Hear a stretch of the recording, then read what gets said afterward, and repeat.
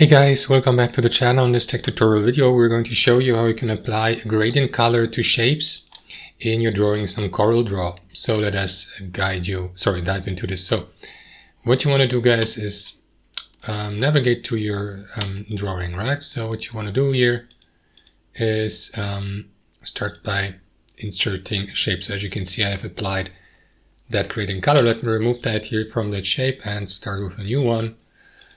We can go, for example, with a rectangle, right? But you can apply this to any other shape here as well. So the fill color is transparent. So first thing we need to do is click into this button here to apply a fill color. Double click into it. Here, switch from the no fill to gradient, or this fill here. Fountain fill it is called, but it's basically gradient. And then, guys, what you want to do is you may choose, for example, a different category, right? So I will go with this one here, and you can choose a type here, an arrangement, like, for example, that one or that one. I will go with the standard arrangement here, default fountain fill. And for example, if you'd like to do a radial gradient, choose this type. So what you want to do is use that slider here to add steps or grades to that gradient, right? So what you want to do, guys, is double click into this slider to add new steps. So I've applied 5 of them, and now left click into the given one and apply a color here.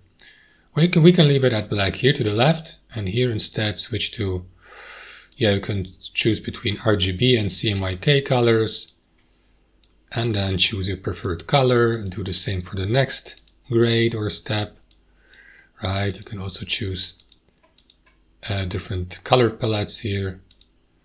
So that's up to you. I'm going to apply green here. So I guess you see what I'm getting at here, right? And the final one, oops, that was green, of course, is blue. So once it's done, guys, you have basically your gradient, right? What you want to do is go through these settings here. For example, you can apply a smooth transition to make it look like this, or customize these steps and the acceleration. I'm going to skip all of that. You can apply a reverse fill to flip it vertically. You can save it as a template here, apply a name. So once it's done, click into OK, and as you can see now, your shape features gradient colors. And that's how it works, guys. Thanks for watching. Hope you enjoyed it, got some real value from it, and we'll see you next time on our channel.